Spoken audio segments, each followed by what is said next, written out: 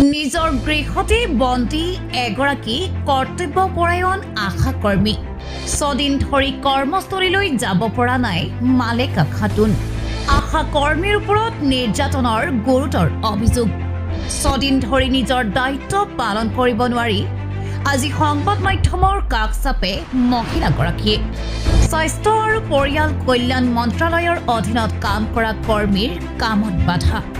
মানুহৰ জীৱন মৃত্যুৰ সময়ত উপস্থিত থকা আশাকৰ্মীকে ঘৰৰ পৰা ওলোৱাত বাধা।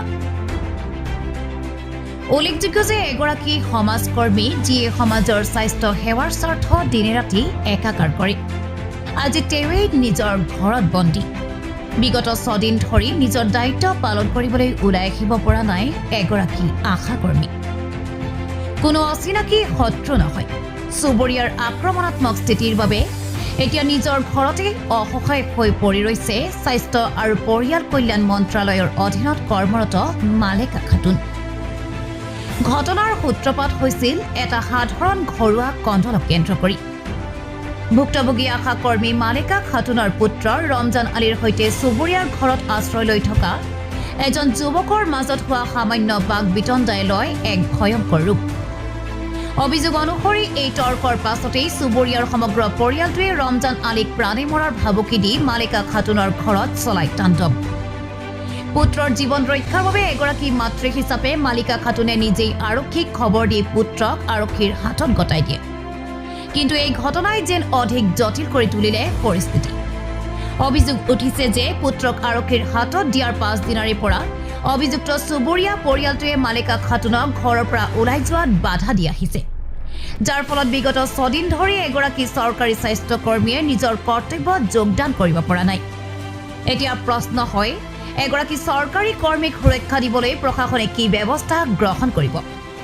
মালেকা খাতুনে পুনৰ নিজৰ কৰ্তব্যলৈ উভতি যাব পাৰিবনে, নে এনেদৰেই চুবুৰীয়াৰ নিৰ্যাতনৰ বলি হৈ নিজৰ গৃহতে বন্দী হৈ থাকিব লাগিব এইগৰাকী সমাজকৰ্মী?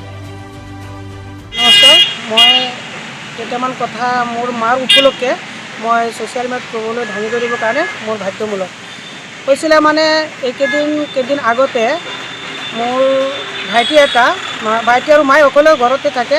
ভাইটিটো ঘৰৰ পৰা ৰাস্তা যেতিয়া ওলাই যায় তেতিয়া এহিয়া ঘৰৰ পৰা দুইটা ল'ৰা মানে অলপ তৰ্ক বিতৰ্ক হোৱাৰ পিছতে মানে ইহঁতে ঢাকাঢাকি হৈছিলে। ঢাকাঢাকি হোৱাৰ পিছত ইহঁতৰ গোটেই পৰিয়ালটো আহি আমাৰ ভাইটি ৰমজান আলীক মাৰিব ধৰোঁতে ঘৰত মায়ে বন্দী কৰি ৰাখি পেলাই পুলিচক ফোন কৰি পুলিচৰ হাতত সুৰক্ষা হিচাপত জিম্মা দি দিলে।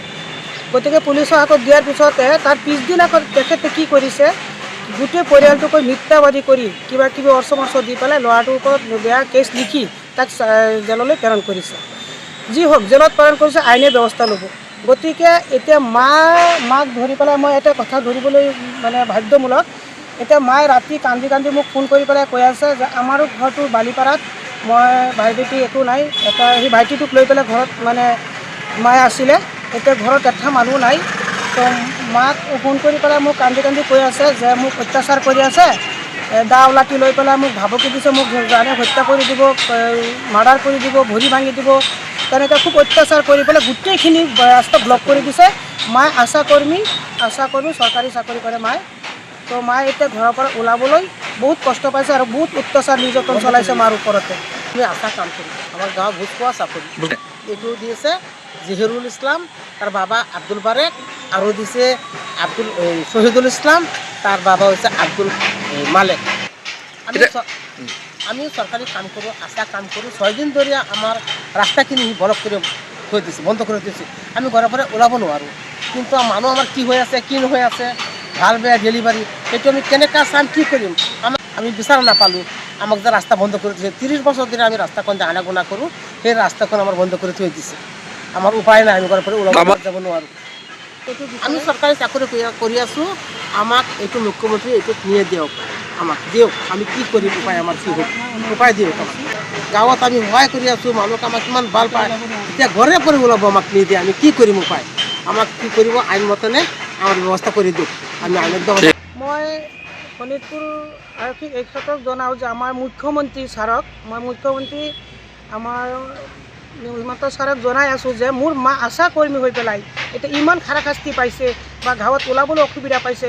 সেই ক্ষেত্ৰত মিথ্যাবাদী অভিযোগ দি পেলাই যে মোৰ ভাইটি ৰমজান আলীক জেলত প্ৰেৰণ কৰিছে সিহঁতে যে এনেকৈ চান্স লৈ পেলাই যে মোৰ মাৰ ওপৰত যে অত্যাচাৰ মাটি বিক্ৰী কৰক বা ঘৰৰ পৰা ওলাব নিদিম মাৰিম কাটিম সেইবিলাক লৈ পেলাই মানে মুখ্যমন্ত্ৰী মহোদয়ৰ ওচৰত মই অনুৰোধ জনালোঁ যে মোৰ মাৰ ন্যায় লাগে মোৰ মাক সুৰক্ষা হিচাপত আশা কাম কৰিবৰ কাৰণে গাঁৱত ওলাবৰ কাৰণে মানে এটা সহযোগিতা আপোনাৰ ওলাই দিয়ক। News desk report Sonitpur live.